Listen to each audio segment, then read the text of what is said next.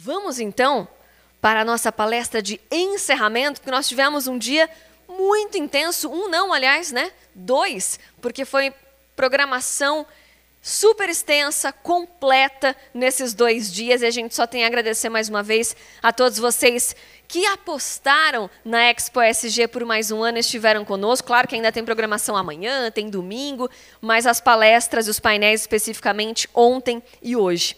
E nós vamos encerrar esse ciclo de palestras e debates da Curadoria de Conteúdo Stakeholders e ESG da FIA, na segunda edição da Expo ESG, com chave de ouro. Agora nós vamos falar sobre a nossa querida Amazônia. Vamos dar as boas-vindas a um dos mais renomados climatologistas do Brasil. Graduado em Engenharia Eletrônica pelo ITA e doutor em Meteorologia pelo MIT, foi pesquisador no INPA e INPE, onde coordenou Centros de Previsão e Ciência Climática. Atuou como cientista-chefe no experimento LBA e em diversos conselhos científicos internacionais, incluindo o IPCC, que recebeu o Prêmio Nobel da Paz em 2007. Atualmente, é pesquisador colaborador na USP e co-presidente do painel científico para a Amazônia, além de proponente do projeto Amazônia 4.0 e do Instituto de Tecnologia da Amazônia. Ali atrás, a gente brincando, ele falou assim: a Amazônia é meu amor. Eu achei super bonitinho, estou tomando a liberdade de compartilhar aqui com vocês. Senhoras e senhores, recebam com uma salva de palmas o professor Carlos Nobre.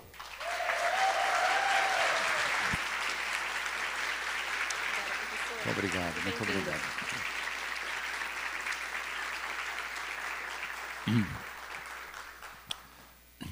Boa tarde a todas e a todos. Muito obrigado. Eu me lembrei que um ano atrás eu estive exatamente aqui e agora vou também falar de Amazônia para vocês. É uma honra muito grande.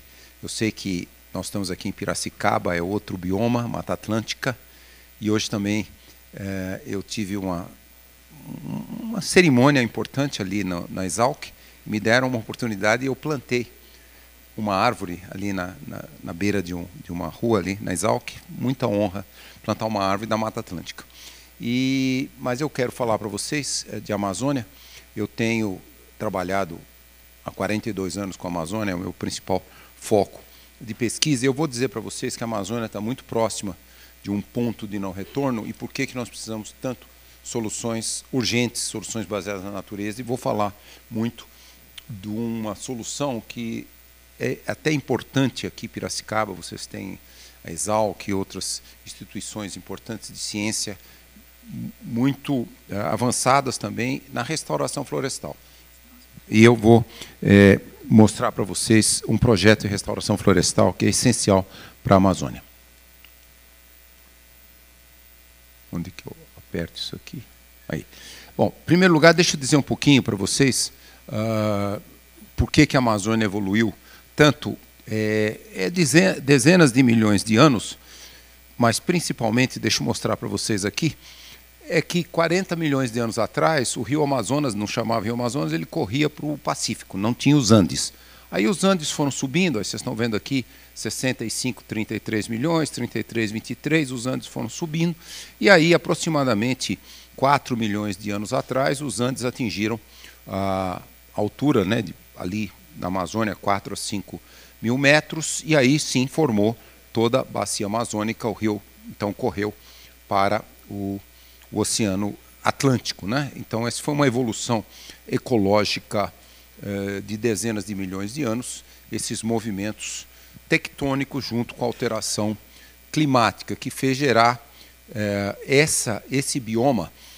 É uma evolução ecológica e geológica também, como eu mencionei, e é um bioma que tem uma enorme riqueza de árvores, e essas árvores são muito eficientes de reciclar água. Até uma coisa única da floresta amazônica é que ela recicla mais água na estação seca do que na estação chuvosa. Isso é bem diferente da Mata Atlântica. E então, essa reciclagem de água mantém uma temperatura muito boa, 30 graus no máximo, joga muito vapor d'água. Vocês estão vendo esse NCN, Núcleo de Condensação de Nuvens. Essas são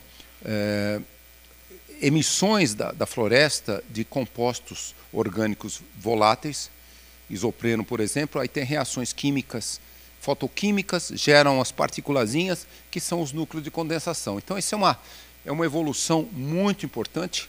A maior parte da radiação solar é para evaporação e transpiração, mantém uma temperatura muito boa. 30 graus é a temperatura máxima aqui no topo, e aqui no solo, 26 graus. Essas são as temperaturas ótimas para a fotossíntese. Então, essa é uma evolução ecológica. A floresta é tão densa, que só 4% da radiação solar que chega aqui atinge o solo. Então, não tem energia para evaporar muita água do solo. O solo é muito úmido, toda a vegetação é muito úmida. Quando cai uma descarga elétrica, ela cria um incêndio, mas esse incêndio não propaga porque a vegetação é muito úmida. Essa é uma evolução de dezenas e dezenas de milhões de anos, só estou contando para mostrar. E também, o que acontece? O primeiro cientista que descobriu isso é aqui. É um grande professor que infelizmente nos deixou ano passado, o professor Enes Alati, do Sena. Foi ele que na década de 70 foi para a Amazônia e começou a medir quantas vezes uma molécula de água recicla, uma molécula de vapor d'água recicla. Olha, está entrando, vocês estão vendo lá, entra do Oceano Atlântico, os ventos alísios, aí ela, vapor d'água, condensa, nuvem, cai como chuva, vai para o solo, a floresta joga de volta, outra nuvem, chuva, cai de novo. Cada molécula de vapor d'água recicla 5 a 8 vezes antes de dar essa volta aqui, e como tem os Andes aqui, 4, 5 quilômetros, forma esse jato. É um jato atmosférico de baixos níveis, e nós demos o nome de rios voadores. Só para dar um número para vocês, o rio Amazonas, ele joga de volta, a descarga do rio Amazonas é 220 mil metros cúbicos por segundo. Um metro cúbico tem 1 tonelada. Cerca de 19 milhões de toneladas por dia chegam no rio, chegam no Oceano Atlântico. Esse rio aqui voador, ele joga aqui para o Cerrado, um pouquinho vem para o sudeste e para o sul, ele joga 200 mil metros cúbicos por segundo, quase a mesma vazão do rio Amazonas. Isso é super eficiente reciclagem de água das florestas.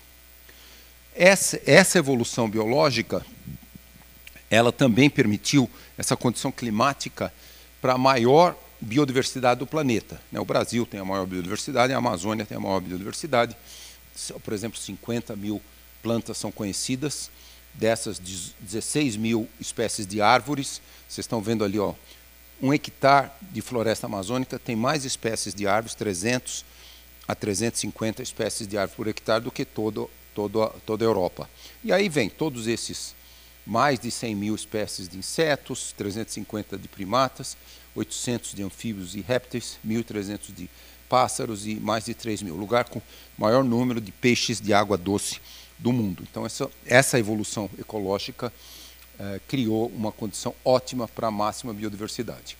Aqui, só para mostrar para vocês, uma grande parte é a chamada terra firme, mas também tem permanentemente 14% de toda a Amazônia, ela é alagada, são os rios, e também na época das cheias esse número sobe bastante, chega a 28%, são as áreas com que a vegetação convive com a água. Então, isso é uma outra evolução também importante da Amazônia. Então, assim, a gente pode dizer que a floresta somente existe porque a floresta existe. Esses resultados de dezenas de milhões de anos criaram a maior biodiversidade de plantas e animais, uma reciclagem muito eficiente da água, vocês estão vendo aqui até a chuva ali de uma área de floresta, uma reciclagem de nutrientes. O solo ali da Amazônia é muito pobre, porque são milhões de anos com muita chuva, levou os nutrientes, mas todos os nutrientes estão nas árvores. As árvores morrem, caem, milhões de espécies de fauna no solo, decompõem tudo aquilo e reciclam os nutrientes. E também, como eu falei, um bioma muito úmido bloqueia o espalhamento do fogo. Então, os serviços ecossistemas para o planeta, armazenamento e absorção de carbono, exportação de umidade para fora da Amazônia, os rios voadores são muito importantes. Então, essa é um pouco do que é a Amazônia, mas, infelizmente, desde a década de 70, na ditadura militar, os militares aqui no Brasil, eles tinham essa ideia, que é uma ideia que nunca teve nenhuma comprovação real, de que os Estados Unidos queriam invadir e tomar a Amazônia. Então eles criaram aquelas políticas de soberania, que eles chamavam, entre aspas, soberania, e eles levaram centenas de milhares de brasileiros do Nordeste, do Centro-Oeste e muitos do Sul para a Amazônia. E doavam os pequenos agricultores, pequenas propriedades agrícolas, mas não eram pequenas, 100 hectares, e depois também fazendas pecuárias de até 10 mil hectares. E isso foi o vetor do início do desmatamento da Amazônia, que começou na década de 70. Então, tem enfrenta esses desafios, que é o desmatamento e a degradação, os incêndios florestais e também as mudanças climáticas devido ao aquecimento global. Isso vem acontecendo, como eu falei, o desmatamento e degradação muito desde a década de 70 e, nas últimas décadas, o aquecimento global também.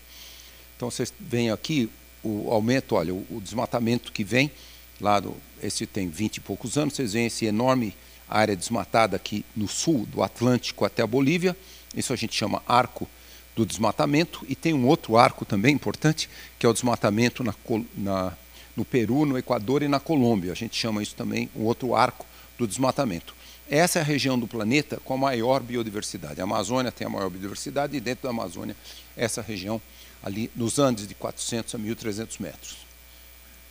Os vetores do desmatamento, vocês veem aqui de 1988 até 2021, é uma grande aqui, cabeças de gado, né? A Amazônia tem a maior concentração de gado do Brasil, mais de 100 milhões de cabeças de gado, um crescimento. Também a soja cresceu muito na Amazônia e depois também o dendê. O dendê também é um vetor que tem levado ao desmatamento. Todos esses são os vetores principais, os 3 vetores principais do desmatamento. 90% do primeiro desmatamento é para a pecuária. Então, só para dar um número para vocês, estão vendo aqueles arcos do desmatamento. Hoje já foi desmatado um pouco mais de 1 milhão de quilômetros quadrados da Amazônia. Toda a Amazônia, floresta, são 6,5 milhões de quilômetros quadrados. 1 milhão já foi desmatado e outro 1 milhão está em estágios de degradação. Então, esses são alguns números aqui. De 2002 a 2018, 17 mil quilômetros quadrados por ano foram desmatados. A Amazônia brasileira, a maior aqui, 61% da floresta amazônica está no Brasil, 14 mil quilômetros. O desmatamento acumulado no Brasil já chegou a 840 mil até 2023. E na Amazônia brasileira, cerca de 20% da área desmatada foi abandonado. Então, tem lugares que a floresta secundária vem recrescendo.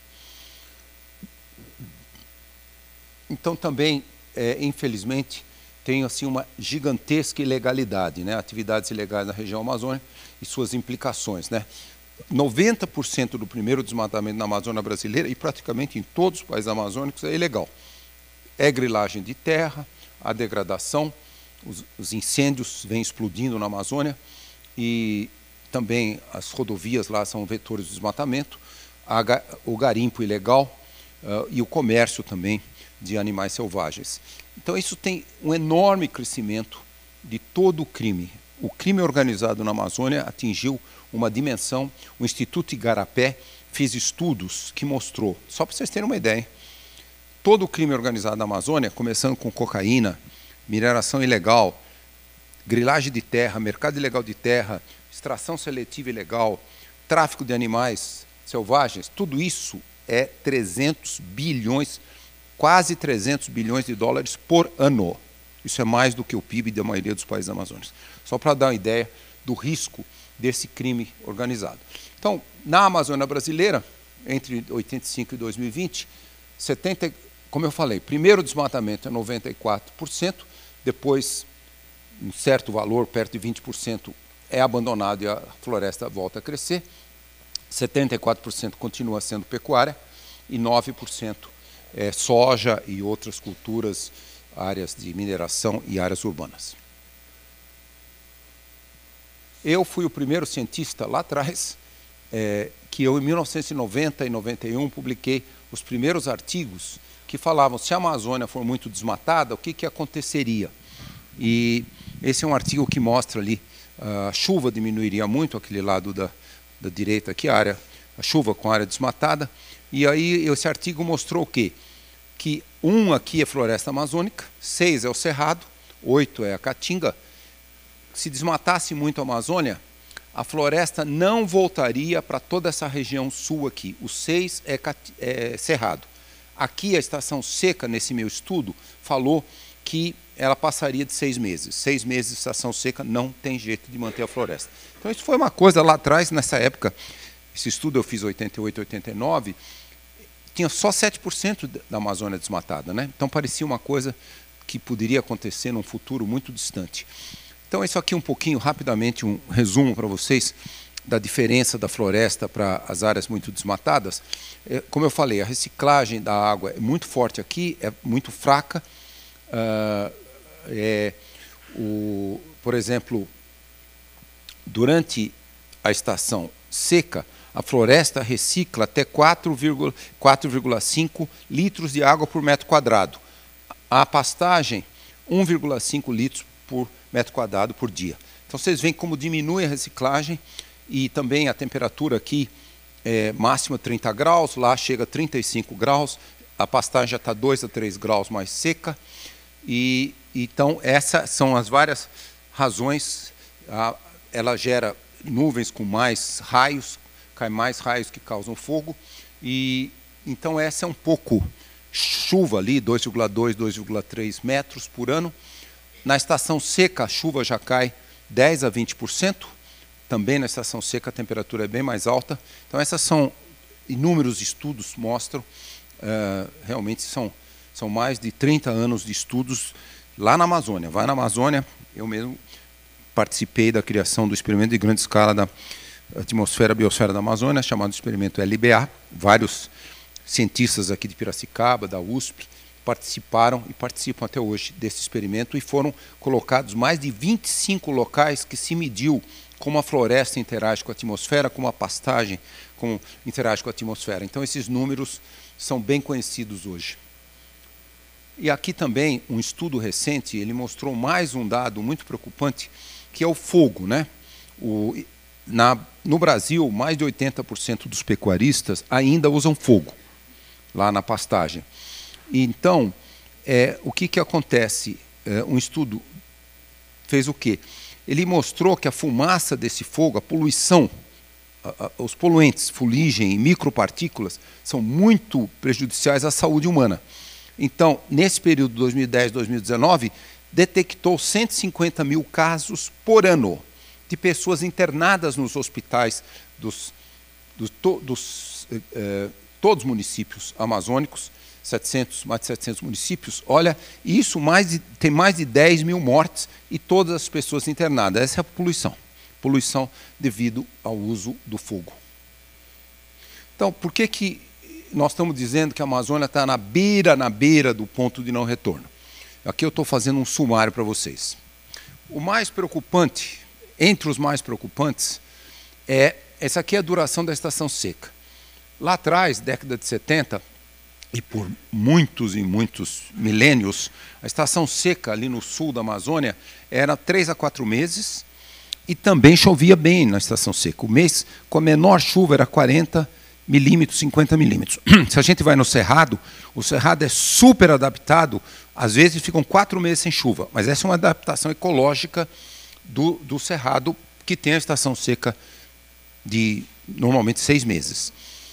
Então, olha o que aconteceu. De 1979 até o presente, a estação seca em todo o sul da Amazônia já aumentou 4 a 5 semanas. Em regiões muito desmatadas, 5 semanas. Então já passou de um mês. Então era 3 a 4 meses, hoje já é 4 a 5 meses. Se chegar a 6 meses, não mantém mais a floresta. É o envelope climático da savana, que é aquele meu estudo de 1990 mostrou.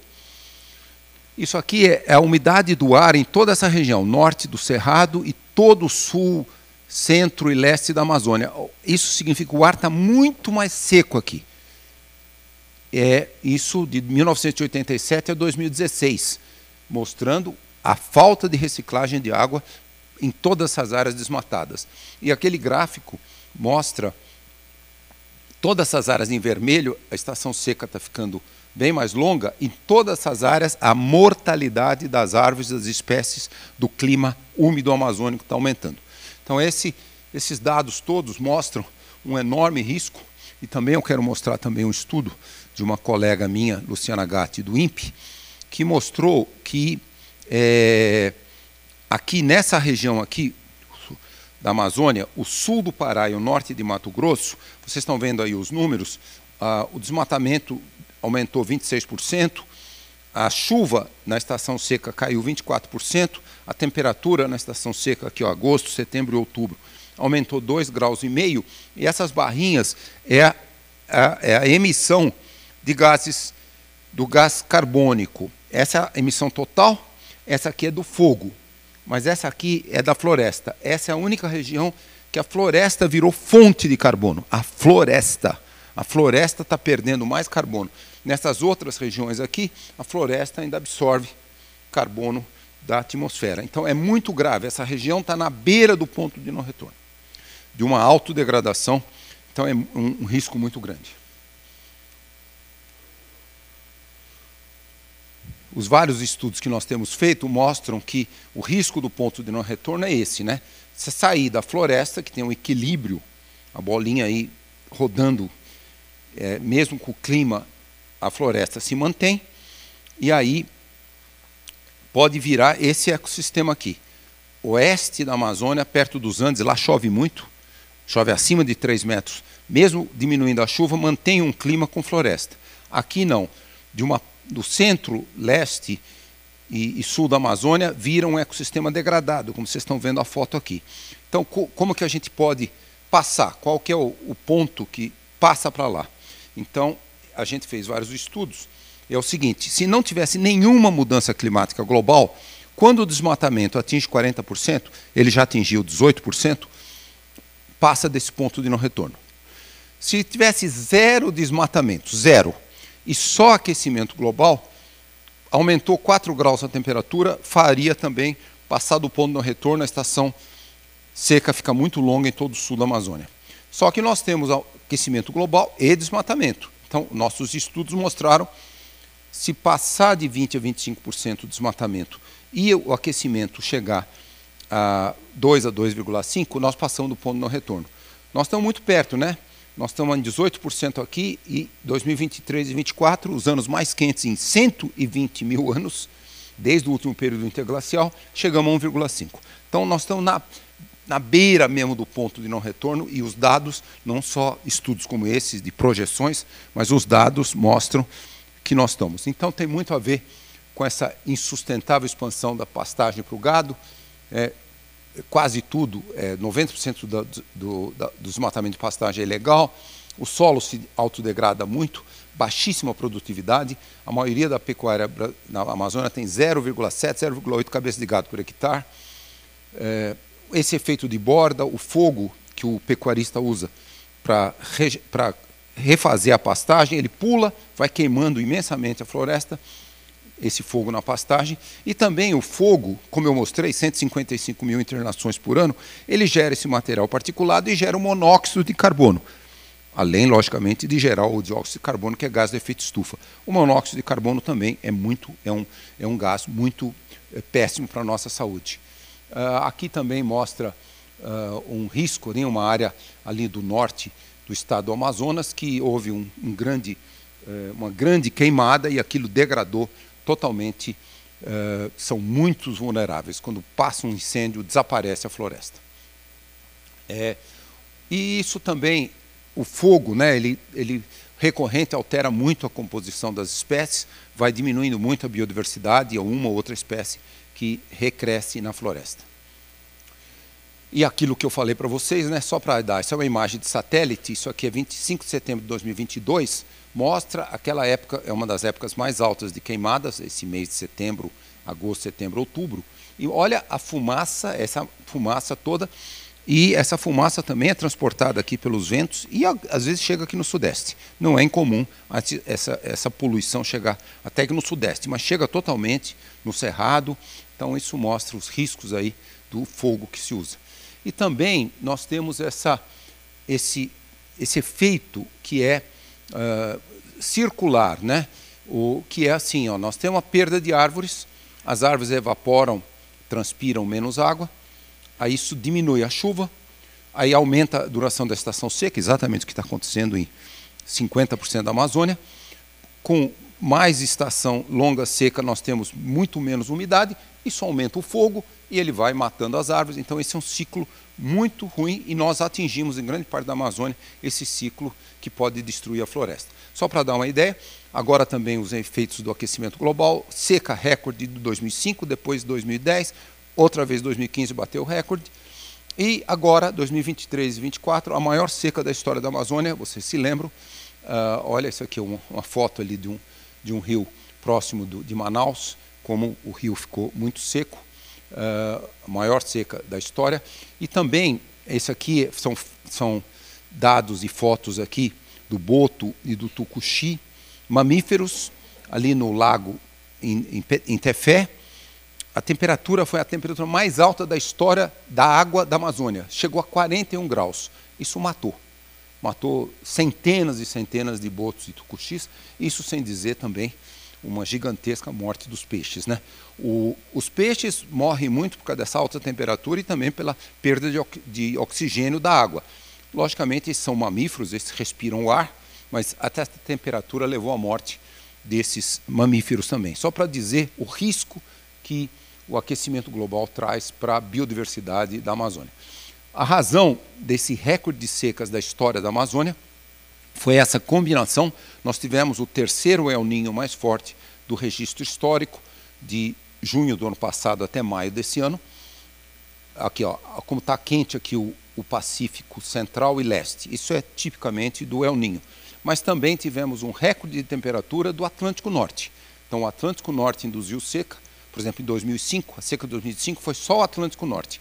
E agora essa combinação bateu o recorde, essa combinação.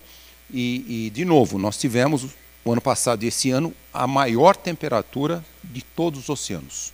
E a maior temperatura do planeta. Como eu falei, em 13 meses, junho do ano passado a julho desse ano, a temperatura em todo o planeta passou de 1,5 graus. Repetindo, nunca a temperatura foi tão alta desde o último período interglacial, 120 a 130 mil anos atrás, e também todos os oceanos bateram a temperatura.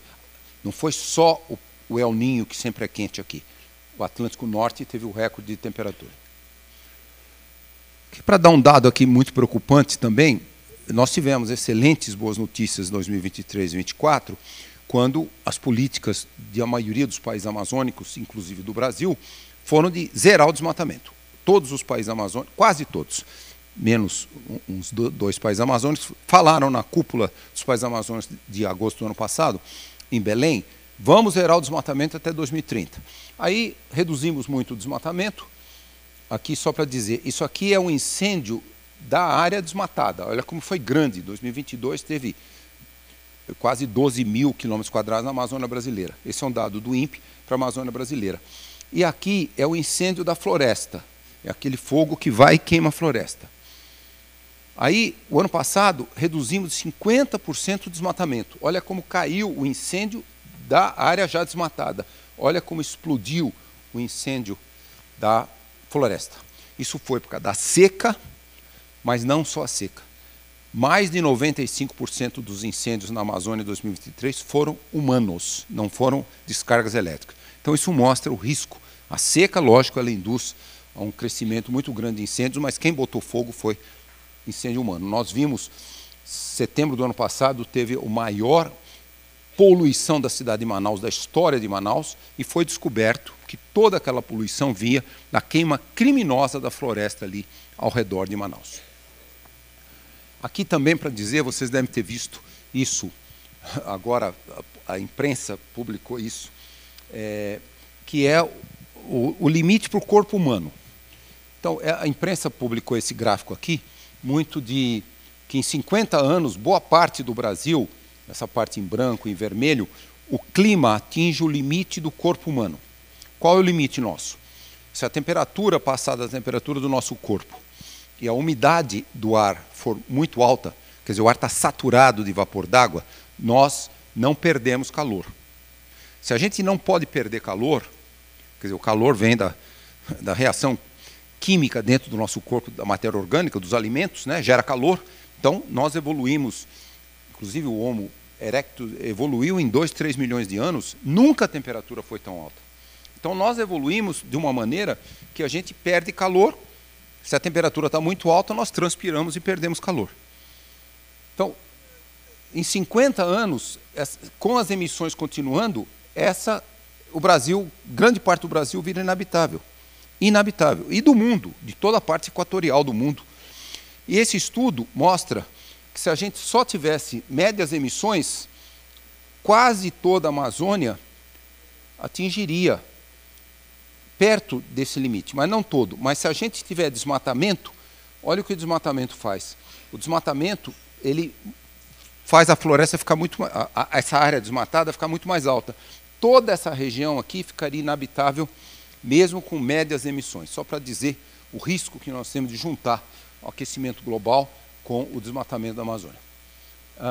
Esse é um estudo também, aqui é um estudo recente que nós publicamos.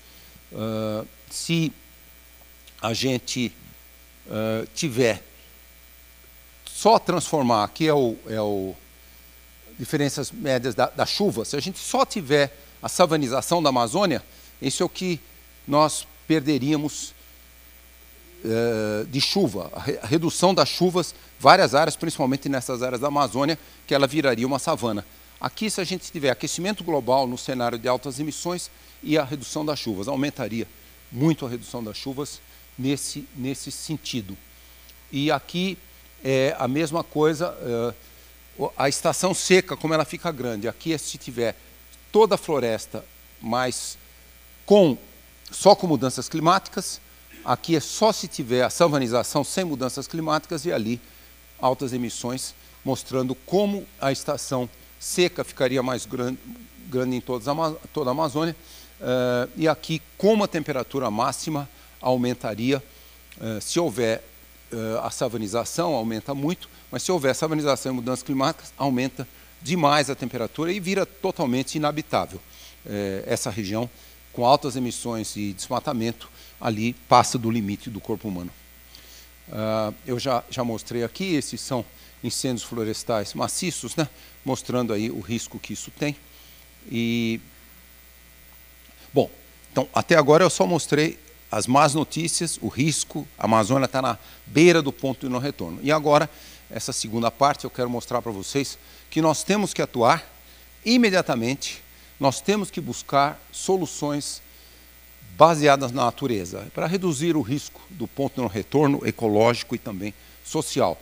Aí nós temos que aumentar muito a governança na região, eliminar desmatamento, degradação e fogo, conservar e restaurar florestas. Eu vou falar bastante nisso aqui, porque isso é um projeto muito importante que o Brasil lançou agora, e também investir numa nova sociobioeconomia que nós chamamos de saudáveis florestas em pé e rios fluindo. Bom, como eu falei, na cúpula dos países amazônicos de agosto do ano passado em Belém, quase todos os países amazônicos falaram zerar o desmatamento até 2030. Realmente, isso mostra como o desmatamento aqui caiu lá em 2023, esse é o dado para toda a Amazônia, mostrando os lugares aí de redução do desmatamento. Nós tivemos, na média de toda a Amazônia, 55% de redução do desmatamento em 2023.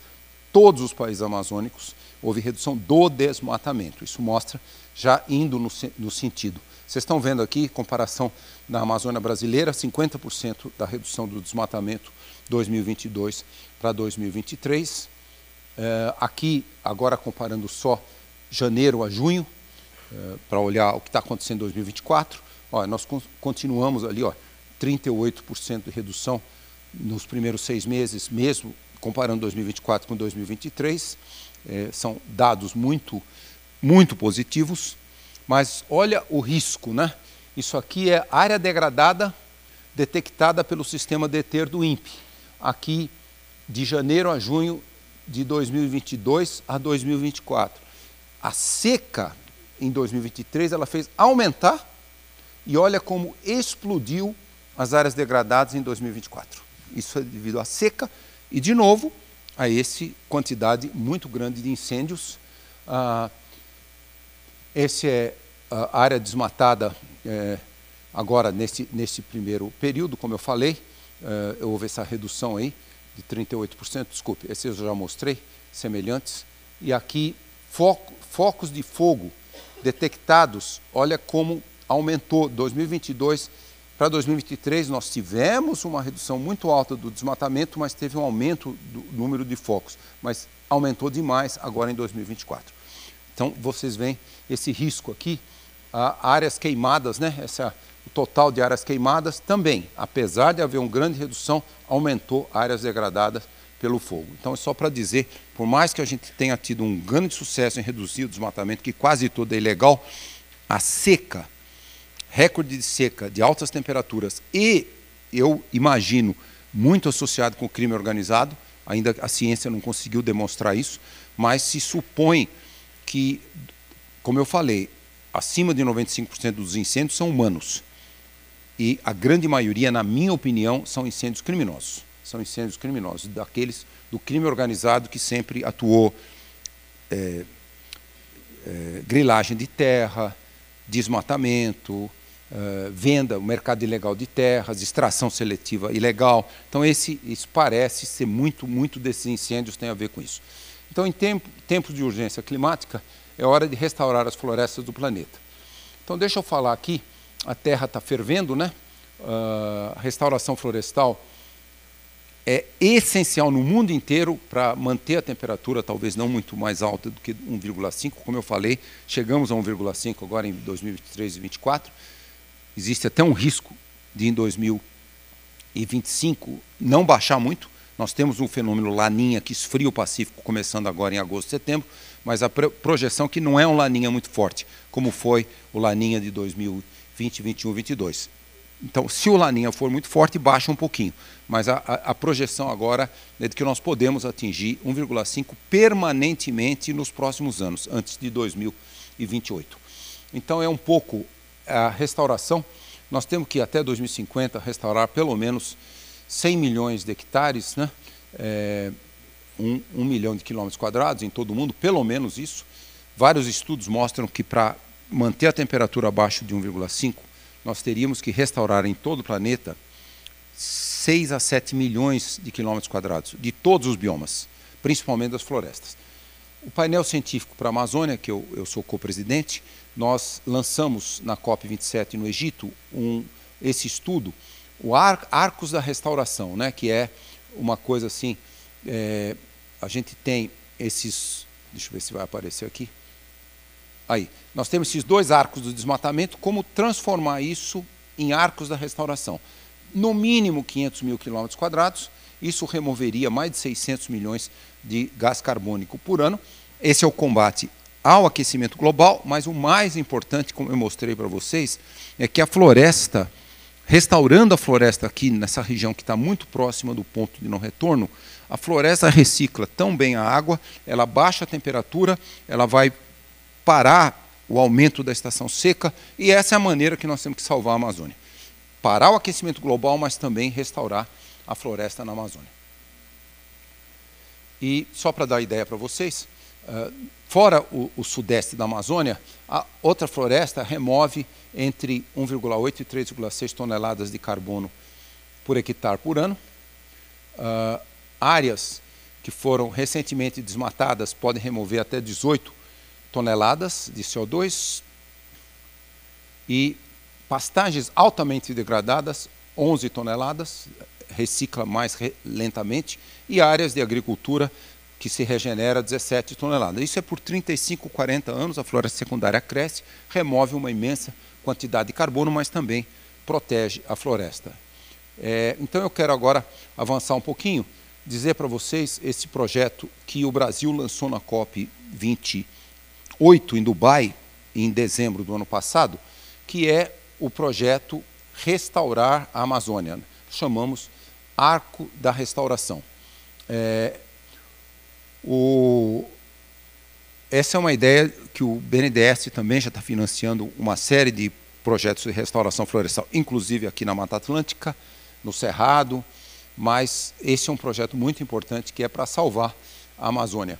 Então, a Amazônia, né, como solução, a floresta consegue manter a temperatura da terra, toda a floresta, 1 grau mais fria, e ela está muito próxima desse ponto de não retorno, e essa foi a ideia desse projeto do BNDES de restaurar 24 milhões de hectares. Isso é quase o tamanho do nosso estado aqui de São Paulo, né? 240 mil quilômetros quadrados. E, então é um pouco transformar o arco do desmatamento, vocês estão vendo ali o arco do desmatamento, no arco da restauração. Vai capturar muito carbono, em 30 a 50 anos vai capturar mais de 8 bilhões de toneladas, vai preservar a biodiversidade,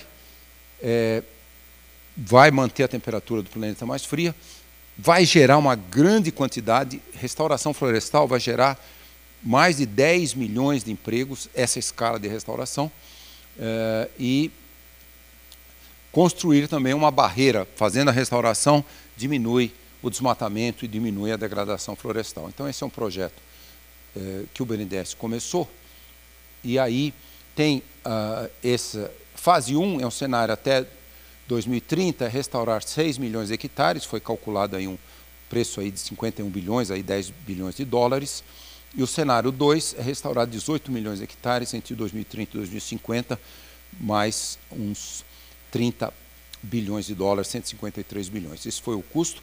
O BNDES está buscando todo o apoio, parcerias internacionais para conseguir esses recursos. Já do Fundo Amazônia, já foi colocado ali 450 milhões de reais para doar para terras indígenas, quilombolas, ribeirinhos, comunidades locais, para fazer restauração em todos esses estados amazônicos, e do Fundo Clima. O Fundo Clima esse ano atingiu um valor mais alto da história, né? 10 bilhões de reais, o BNDES aqui é que faz a gestão do Fundo Clima, e desses 10 bilhões já foram colocados 550 milhões de reais para, aí sim, financiar, por exemplo, pecuaristas que queiram restaurar pastagem degradada. Mais de 50% das pastagens da Amazônia são degradadas, e aí tem esse valor, e aí é um valor muito amigo, né? É um empréstimo com 1% de juros ao ano. É realmente para convencer os proprietários rurais, principalmente os pecuaristas, a entrarem nesse projeto de restauração. Só para dar o primeiro cenário desses 6 milhões de hectares, vocês veem aqui, ó, unidades de conservação desmatadas, 1 milhão de hectares, territórios indígenas e quilombolas, quase 20% disso, 200 mil hectares, áreas públicas não designadas, 3,5 milhões de hectares, e assim por diante. Outras propriedades privadas, um número menor, mas isso é até 2030. Depois de 2030, 2050, logicamente, essas propriedades têm que ser muito. Então é um pouco esses 450 milhões que vem do Fundo Amazônia, é muito para trazer comunidades indígenas, quilombolas, pequenos agricultores familiares, as RESECs, tudo isso para dentro desse projeto, e isso tem um enorme impacto social, também reduz muito, remove muito carbono, combate a emergência climática, mantém a biodiversidade e também pode impedir o ponto de não retorno. Deixa eu pular isso aqui. E esse, de novo, é aquilo que eu falei, 550 milhões do Fundo Clima para proprietários privados lá, e agora, a partir desse ano, o BNDES vai colocar muito mais recursos para todo esse projeto. Então está aqui, doações vão para o Fundo Amazônia, capitais vão para o Fundo Clima. A ideia, como eu falei, é o BNDES ter um sucesso aí de conseguir. E por fim eu quero falar um pouquinho, uma parte desse financiamento vai para sistemas agroflorestais, sistemas com inúmeras espécies que têm benefício econômico eles recuperam pelo menos 60% dos serviços ecossistêmicos, a biodiversidade e o carbono. Então é muito importante. E aí eu quero dar um dado que nós levantamos agora, que é o seguinte: será que sistemas agroflorestais, produtos florestais não madeireiros, quanto lucro, quantas pessoas emprega? Então olhamos, fizemos uma análise de mais de 100 estudos científicos e olha o que nós vimos. Isso para a Amazônia, hein? Lembra que eu falei, tem quase 600 mil quilômetros quadrados de pecuária na Amazônia. Lucro, 50 a 100 dólares por hectare por ano, emprega 1 a 2 empregados por 100 hectares, soja super mecanizada, meio a 1 empregado por 100 hectares, lucro 100 a 300 dólares, soja na Amazônia. Sistemas agroflorestais, 300 a 700 dólares de lucro por ano, emprega 20 a 40. Essa mostra o potencial dessa sociobioeconomia, melhora, economicamente faz sentido, mantém a floresta, e aqui esses números não tem nem o mercado de carbono, que está chegando, já está atingindo 20 dólares por crédito, por 1 tonelada de carbono, de gás carbônico removido. Veja bem, isso aqui não tem nem o mercado de carbono. Se puser o mercado de carbono, isso aumenta muito. Então mostra o potencial dessa nova bioeconomia. E qual é o grande desafio para todos nós brasileiros e para o mundo? Olha, o PIB da carne que é vendida na porteira da pecuária é 6% do PIB brasileiro. Eu não estou colocando aqui a industrialização da carne. É o PIB direto da venda da carne. Todos os produtos da biodiversidade brasileira não passam de 0,4% do PIB. O primeiro é mandioca, o segundo é açaí, cacau, castanha, aqui a gente usa muito jabuticaba, etc. Veja, o desafio é muito melhor economicamente, socialmente, tudo é melhor ter uma sociobioeconomia dos produtos na nossa riquíssima biodiversidade. Mas na economia é muito pouco. Vocês veem aqui aquilo que eu mostrei, soja, pecuária e a castanha também. A castanha sofre muito com as ondas de aquecimento, até tem diminuído a produção, por exemplo, recorde de 2023 e 2024, certamente vai despencar a produção de castanha. Então, eu quero falar um pouco dessa nova sociobioeconomia, né? É a sociobiodiversidade, junto com as populações amazônicas, com seu conhecimento e conhecimento científico. Vamos criar várias inovações tecnológicas. Só para dar ideia aqui do açaí para vocês, ele já traz 1,2 bilhão de dólares aqui para a economia do Brasil, mas olha, ele já vale mais de 15 bilhões de dólares na economia mundial, mas isso tem a ver com a bioindustrialização, a agregação de valor da bioindustrialização. Então, um pouco aqui que eu quero terminar, é falar um pouco do que nós temos que fazer a bioindustrialização. Não preciso nem dizer, o Brasil ficou 25 anos se desindustrializando, viramos uma supereconomia primária, isso não tem jeito de ter país de classe média com economia primária. Então, a bioindustrialização, e todo o Brasil. Olha, nós olhamos, fizemos um cálculo e só achamos 171 biofábricas que fazem esses produtos que estão aqui embaixo, da biodiversidade amazônica, em toda a Amazônia, 6,5 milhões de quilômetros quadrados. É nada, né? Você pode, talvez, aqui em Piracicaba, ter um bairro aqui que tenha mais de 171 fábricas. Então, quer dizer, é um atraso muito grande a falta de bioindustrialização. E dá um exemplo aí de duas cooperativas, a Canta e a Reca, uma perto de Belém, em Tomé-Açu, e outra ali na fronteira do Rondônia com Acre. Essas cooperativas já fazem alguma industrialização dos produtos, e elas produzem mais de 50 produtos, e todos os cooperados atingiram a classe média, e os fornecedores dos produtos, uma cooperativa tem 1.800 fornecedores, eles todos atingiram a classe C e muitos atingiram a classe média. Só para dar um bom exemplo da vantagem dessa industrialização.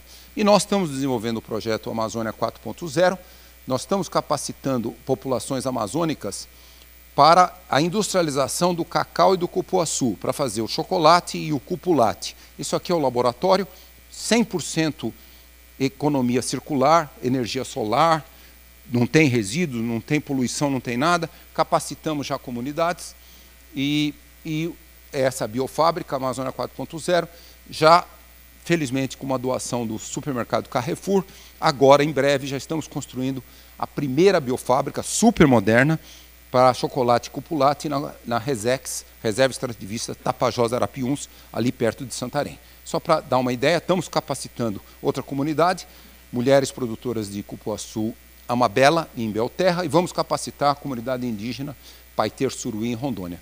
Só para dar uma ideia do potencial. E também, nós estamos agora, em fim de novembro, nós vamos lançar o nosso estudo final da viabilidade e da importância de ter um Instituto de Tecnologia da Amazônia. Eu estudei no ITA, depois eu fiz meu doutorado no MIT. Olha, eu que estudei no ITA, eu entrei no ITA um ano depois de criar a Embraer. Criado em 69, eu entrei no ITA em 70. Não tem nenhuma dúvida, o Brasil jamais teria a terceira maior empresa aeronáutica do mundo, a Embraer, se não fosse o ITA. Então a ideia aqui é levar para a Amazônia um instituto de tecnologia que possa transformar, criar essa nova socioeconomia com industrialização. Então nós definimos 5 grandes áreas: as águas da Amazônia, uma infraestrutura sustentável, como restaurar paisagens alteradas, esse potencial de floresta e sociobiodiversidade, e também a Amazônia urbana, a Amazônia, toda a Amazônia, não só a brasileira, as populações mais pobres dos países amazônicos estão na Amazônia. Então também nós temos, e são muito urbanos. Essa é a ideia que nós queremos também desenvolver. Então, um pouco do apoio, assim, eu só quero dizer um resumo dessa nova socioeconomia: interromper as atividades que ameaçam os povos indígenas e comunidades locais, contra o uso indevido do conceito de bioeconomia, porque muita gente chama pecuária bioeconomia. Não, nós estamos desenvolvendo uma sociobioeconomia de floresta em pé. Aumentar a demanda, como aumentar realmente o mercado, como eu falei, não passa de 0,4% do PIB brasileiro, todos os produtos da nossa biodiversidade. Estabelecer processo de planejamento socioeconômico e que valorize muito o conhecimento também dos povos indígenas e comunidades locais, e melhorar toda a conectividade entre os povos amazônicos e essa nova bioeconomia e o resto do Brasil e do mundo. Então, eu quero só terminar agora para dizer como nós temos que transformar, né? Vamos ser economia primária ou vamos industrializar e baseado no valor da nossa biodiversidade. Então é um pouco essa a ideia, a bioindustrialização descentralizada em todo o Brasil, eu falei aqui meu estudo, minha pesquisa amazônica, mas a Mata Atlântica tem um gigantesco potencial, tem uma biodiversidade riquíssima e das mais altas do mundo. Então é isso, né? Temos que nos tornar na primeira potência ambiental da sociobiodiversidade.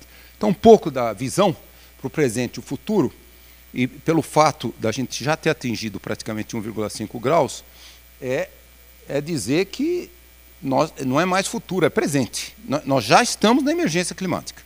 Então nós temos que proteger 70% até 80% de toda a floresta amazônica, explorar com esses sistemas agroflorestais, com essa nova economia dos produtos da biodiversidade 15%, 20%, e ter no máximo 10% de agricultura regenerativa, pecuária regenerativa, mineração e infraestrutura sustentável. Não me parece ter nenhum outro modelo, e realmente isso aqui é uma área gigantesca, né? Se você pensar 20% disso para esses novos produtos, isso é 1,3 milhões de quilômetros quadrados. Pô. Isso sustenta o mundo com essa nova socioeconomia para a Amazônia. Então é um pouco a nossa grande geógrafa da UF, da Federal do Rio de Janeiro, Berta Becker, que já nos deixou anos atrás, ela criou essa frase muito boa que nos emocionou e nos motivou muito a agregar valor ao coração da floresta, e o líder, Davi Copenau, dos Yanomami, salvar o coração da Mãe Terra. Eu também criei essa frase que eu falei lá para o Papa Francisco no Sino da Amazônia: a Amazônia é um coração biológico do planeta, quer dizer, simbolicamente a Amazônia é um coração biológico do planeta. E para isso nós precisamos realmente combinar esse desafio enorme, combinar o conhecimento dos povos indígenas, quilombolas, comunidades locais com o nosso conhecimento. Aqui eu só quero dar um dado para vocês. Olha, os indígenas chegaram 12 mil anos atrás na Amazônia, eles foram desenvolvendo. Quando os portugueses chegaram aqui em 1500, tinha mais de 1000 etnias, e eles já utilizaram mais de 2.000 produtos da biodiversidade. Veja ali, ó, 250 frutas comestíveis, 1.450 plantas medicinais. Só para dar uma ideia, esse é o conhecimento dos indígenas. Os indígenas também, eles chegaram a domesticar mais de 50 plantas, como cacau, cupuaçu, castanha, o açaí. Isso começou 5 a 8 mil anos atrás. E devo dizer para vocês também, quem fez a ciência indígena? As mulheres indígenas. Elas que eram as cientistas indígenas. Vocês viram isso aqui, lá, esse fenômeno lá, quando mais de um ano, esse avião caiu, Essas 4 crianças, né, a Leslie de 13 anos, Solene, o Tiano Oriel e essa bebê de 1 ano, eles sobreviveram 40 dias dentro da floresta amazônica. Teve um dia que choveu 16 horas contínuos, ali é o lugar que mais chove na Amazônia, e o presidente da Colômbia até falou, foi a sabedoria das famílias indígenas de viver na selva que salvou essas crianças. Isso é para valorizar o conhecimento dos povos indígenas. Também a Miriam Leitão, em 2022, ela foi ali no sul do Pará, essa é a região mais desmatada, ali perto de São Félix do Xingu, e ela foi e visitou várias comunidades ali, inclusive essa Associação das Mulheres Produtoras de Polpas de Frutas, ali em São Félix do Xingu. E ela conheceu essa menina, linda menina ali, Maísa, tinha 6 anos, hoje tem 8 anos, que a Maísa falou, deseja tornar-se uma mulher praticando agricultura sustentável. Eu acho que esse é o nosso grande desafio. Vamos criar soluções, até quando nós falamos, vamos criar o Instituto de Tecnologia da Amazônia, a gente fala, vamos criar, ela tem 8 anos, daqui a 8 anos, 9 anos, ela vai na universidade. Quem sabe nós tenhamos já esse instituto e a Maísa possa ir lá se formar para essa agricultura sustentável na Amazônia. Para finalizar, essa é a visão que nós temos para a Amazônia, conhecimento da natureza amazônica baseado em ciência, inovações tecnológicas, trazer isso junto com o conhecimento dos povos indígenas, comunidades locais, para desenvolver essa nova sociobioeconomia de floresta em pé. É isso, eu acho que todos nós brasileiros queremos. Vamos salvar a Amazônia, vamos salvar os povos amazônicos, porque é isso que nós queremos, a Amazônia que queremos. Muito obrigado. Professor Carlos Nobre, enriquecendo e fechando com chave de ouro a nossa segunda Expo SG. Professor, muito obrigada. Podemos fazer abrir para algumas perguntas? Podemos? Está disponível aqui, então está ótimo. Perguntas, pessoal? Várias. Dri, por favor, distribui senha.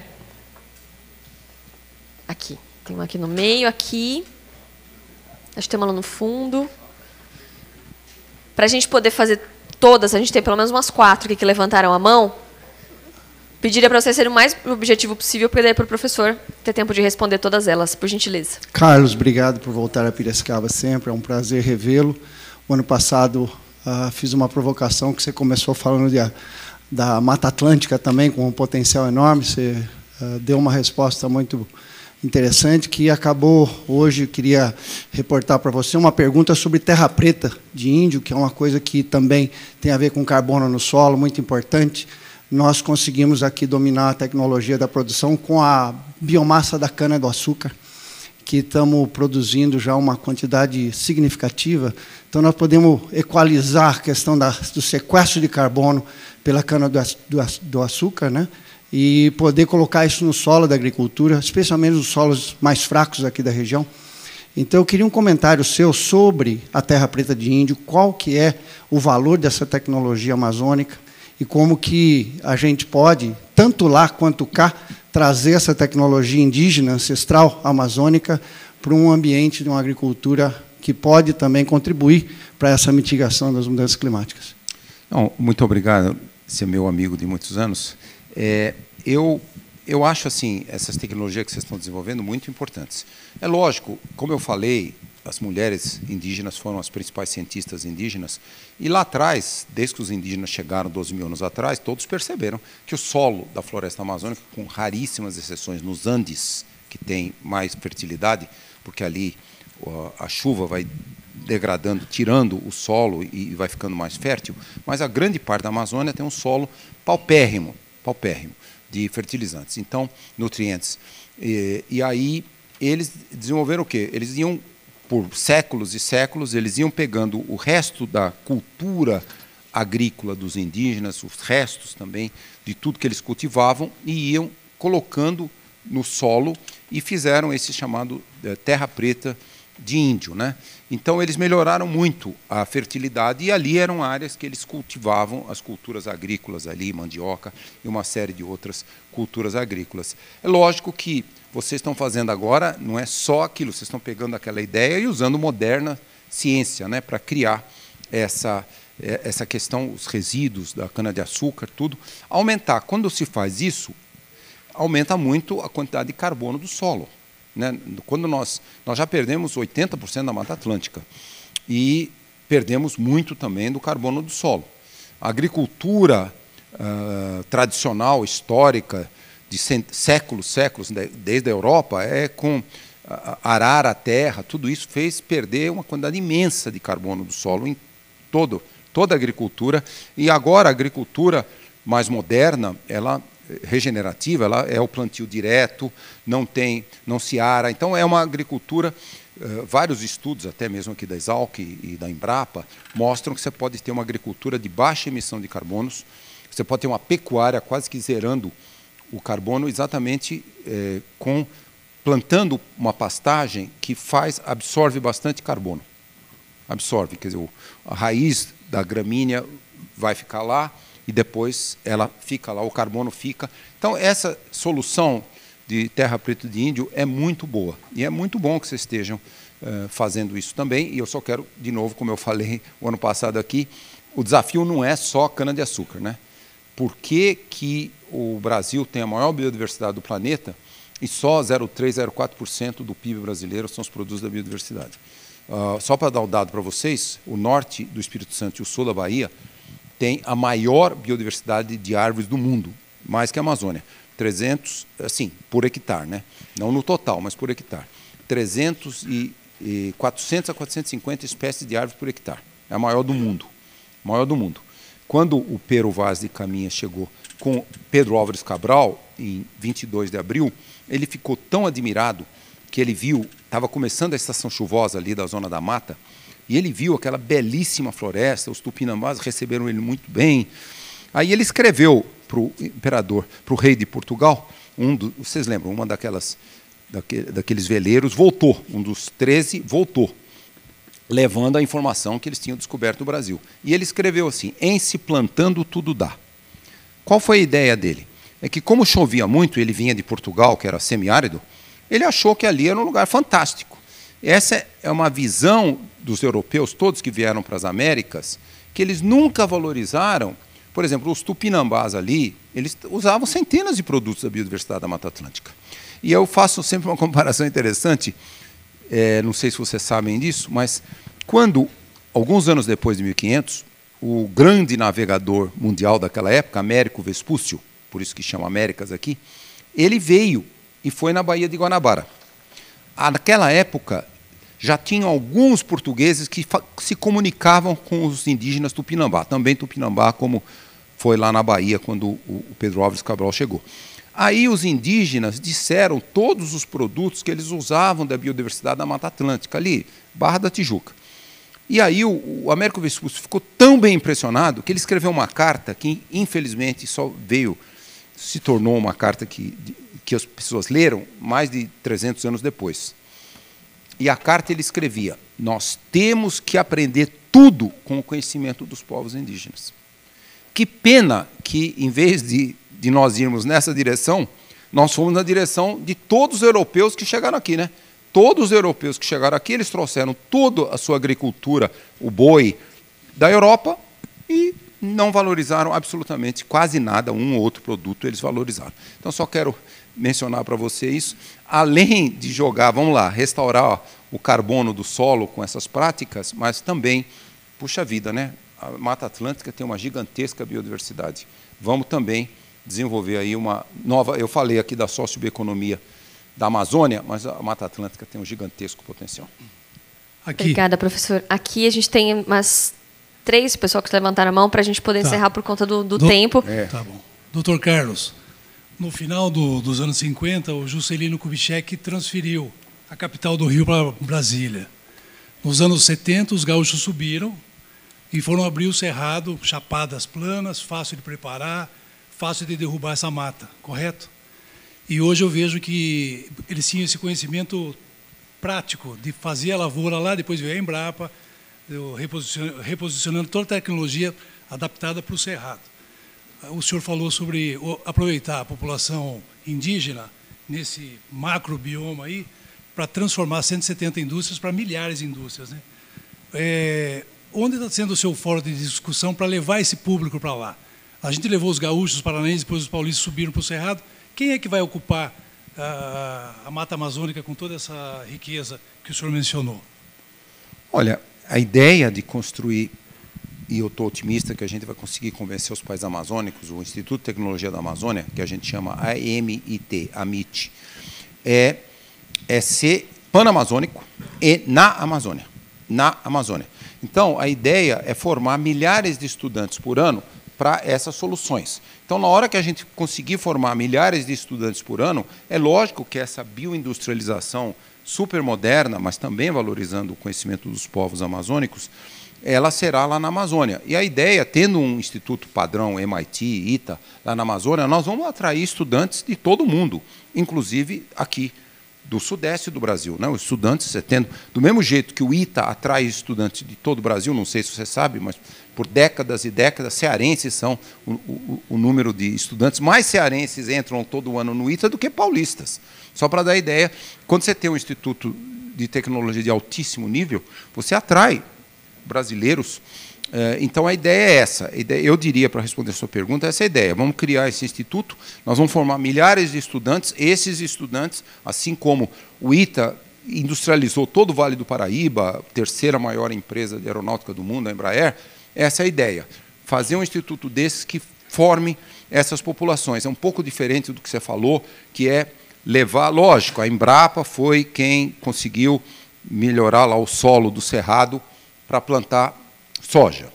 E mudou a acidez do solo, aquela coisa toda. Mas eu digo, a ideia é industrializar os produtos da biodiversidade. Por isso nós precisamos ter uma espécie de um ITA da Amazônia. Vocês talvez estejam sabendo que, pela primeira vez na história, o ITA tem 73 anos, 74 esse ano. Com 73, o ITA anunciou pela primeira vez na história a criação do ITA em Fortaleza.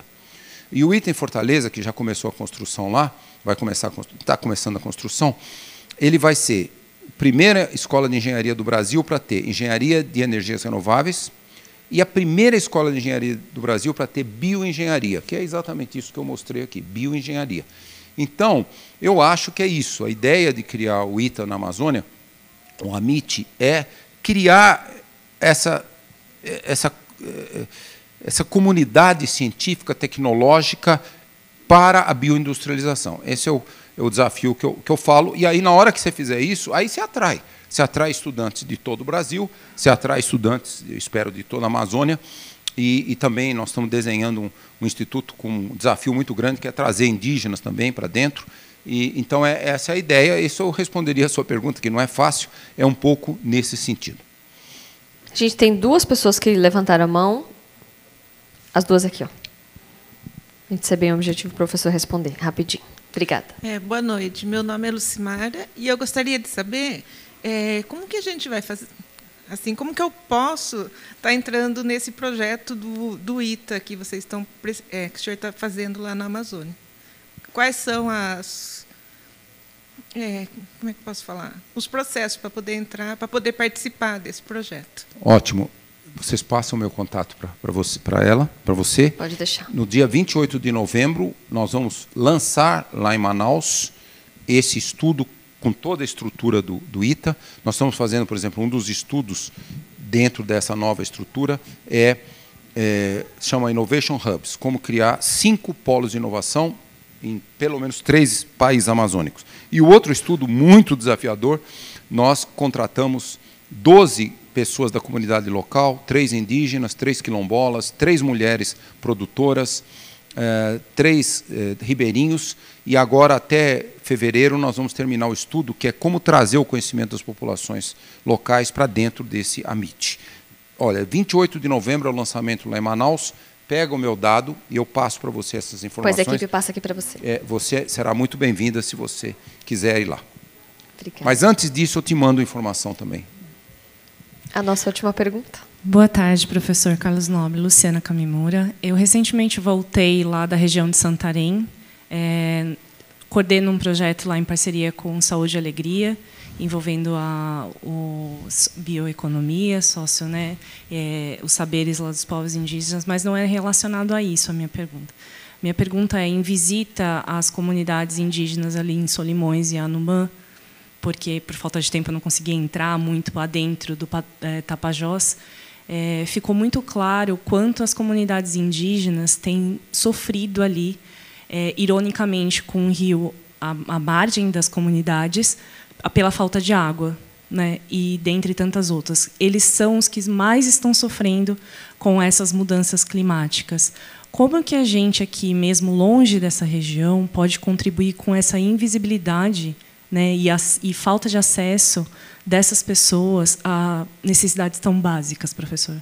É uma pergunta muito importante.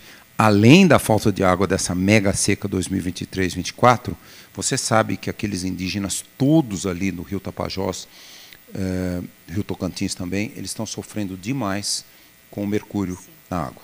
Está sendo nós vimos, a imprensa cobriu muito os Yanomamis, né? Os bebês Yanomamis que nascem já com problemas cerebrais gravíssimos, número de mortes gigantescos. Então, esse é um risco enorme. 99% do garimpo lá é tudo ilegal. Então, aí nós temos que combater isso aqui, tem que combater, senão nós vamos prejudicar muito as comunidades indígenas, porque mais de 90% da proteína que os indígenas consomem na Amazônia é peixe. Então, não tem jeito, eles não podem parar de comer peixe.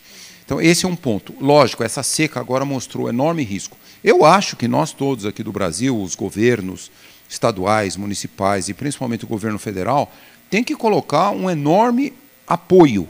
Por quê? Porque os indígenas não têm nenhuma responsabilidade por extremos climáticos. E nós temos, porque isso é devido ao aquecimento global, isso não é uma coisa natural, rara, isso vai acontecer muito, já está acontecendo. Então, eu acho que todos os governos, quando têm essas situações, eles têm que manter uma proteção muito grande para todas as comunidades indígenas. Nós vimos o risco que os indígenas passaram na Covid, quando o governo federal praticamente não apoiou os indígenas, teve um número de mortes muito grande dos indígenas, porque eles foram muito pouco apoiados, até muito antes da vacina e mesmo depois da vacina. Então, eu acho que não tem outra solução, os indígenas não têm nenhuma responsabilidade. Então, essa questão das secas que tem ocasionado e do mercúrio, isso tem que ser uma solução. A da seca é possível apoiar todas essas comunidades, criando uma infraestrutura para buscar água, fazer um poço lá e buscar água, tudo isso é possível. A do metilmercúrio, né, que vira o que mata as pessoas, essa é um enorme desafio, aquilo que eu estava falando para vocês. O crime organizado ele já está com um orçamento anual, um rendimento anual de quase 300 bilhões de dólares. Ele é todo interconectado. A cocaína não é diferente do ouro, da mineração ilegal. É tudo interconectado. Então, não é fácil, isso não é fácil, mas, de qualquer modo, por exemplo, lá no estado do Amazonas, a polícia já destruiu mais de 250 balsas do garimpo ilegal, mas um estudo feito com satélites, etc., mostrou 600 balsas nos rios do estado do Amazonas ainda fazendo a mineração ilegal. Então, você vê o risco. Agora, tem que ter uma ação, é uma guerra, né? Tem que combater o garimpo ilegal do ouro que está trazendo. Olha, não é só indígena. O estudo da Fiocruz mostrou que 34% de toda a população de Santarém tem um nível de metilmercúrio acima do que é possível o corpo. 34% de todas as pessoas em Santarém. Eu, de fato, toda vez que eu vivi na Amazônia, eu comia peixe. Agora, não como mais peixe. Porque eu fico muito preocupado, que o peixe está... O Exército fez um estudo e viu lá 45% dos militares em Manaus estão com nível de metilmercúrio perigoso no corpo. Então, é só para dizer para vocês esse risco. Obrigada, professor. Professor Carlos Nobre. Muito obrigado. Muito obrigada, professor. Obrigado.